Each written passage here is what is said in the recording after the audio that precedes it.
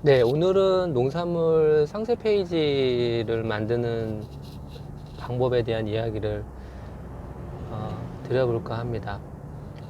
일전에 올려드린 영상에 이어서 좀 살펴볼 그런 부분이라고 보시면 되겠습니다. 첫 번째, 가장 기본적으로 살펴봐야 될 부분은 첫 번째 완성도라고 한번 이야기를 드려보고 싶습니다. 그 스마트 스토어를 운영을 하고 있는 몰들이 기하급수적으로 또 늘어나고 또 관련 교육이 필수적으로 전국적으로 진행이 되다 보니까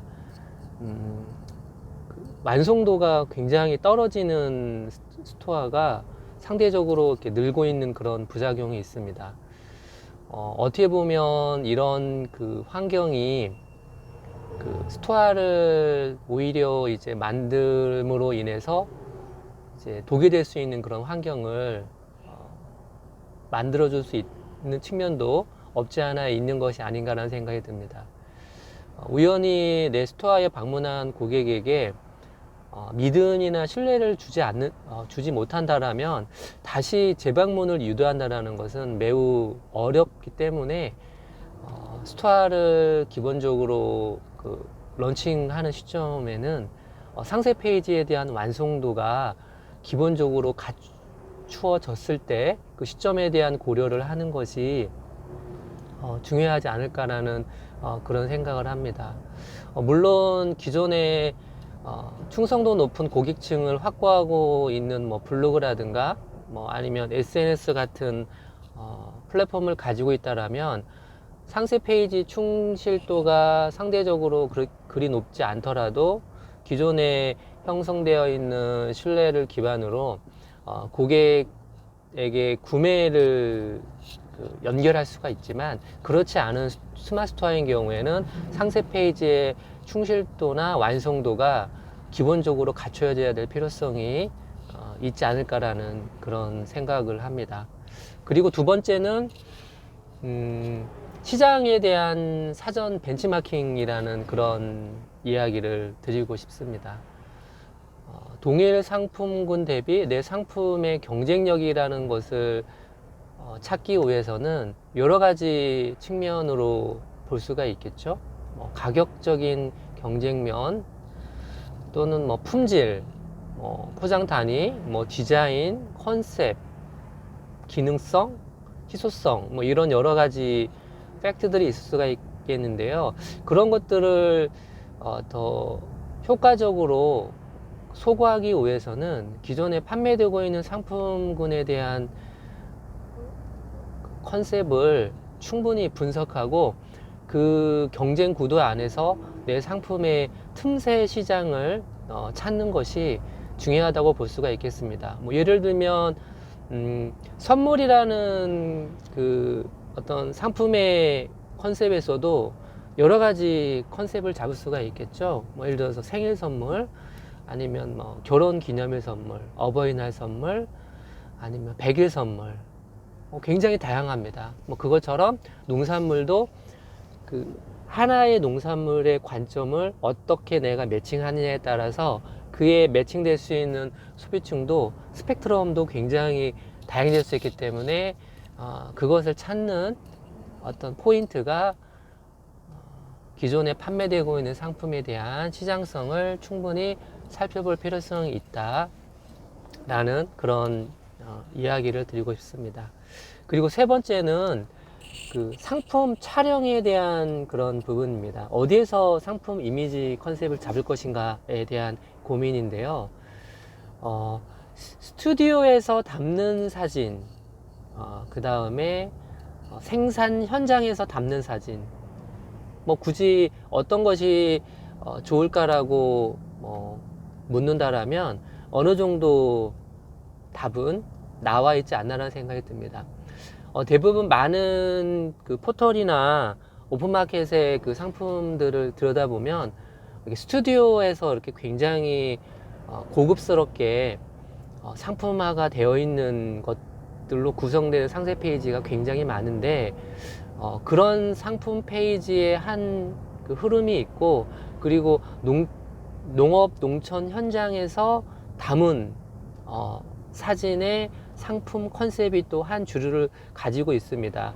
따라서 내 상품을 어떤 컨셉으로 매칭할지에 대한 부분을 충분히 고민해보고 촬영 장소에 대한 선택이 필요하지 않을까라는 생각이 듭니다. 한 일례로 미니 스튜디오를 만들어서 촬영을 하시는 분들이 계신데, 도리어 어설프게 미니 스튜디오를 만들게 되면 상품의 느낌이 굉장히 질이 떨어질 수가 있기 때문에 오히려 야외에서 촬영하는 상품 느낌이 훨씬 좋을 수가 있습니다. 그 이유가 사진의 품질을 결정하는 가장 중요한 빛이라는 그런 부분인데, 실내에서 촬영을 하게 되면 그런 부분들에 대해서 명확하게 조리개라든가 셔터라든가 ISO라는 그런 개념을 이해하지 못하면 최대한 상품의 품질을 사진으로 끌어올리기가 어렵기 때문에, 그런 부분에 대해서도 우리가 한 번쯤은 숙지를 할 필요성이 있지 않을까라는 그런 생각을 해봅니다. 그리고 네 번째는 이미지의 디자인의 최소화가 필요하다라고 생각을 합니다.